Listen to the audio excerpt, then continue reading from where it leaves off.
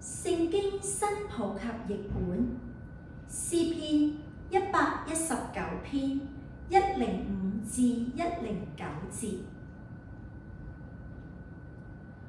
你的話是我腳前的燈，是我路上的光。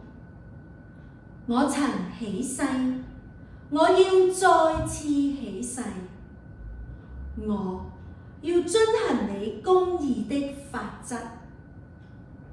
上主啊，我飽經患難，求你按着你的應許救活我。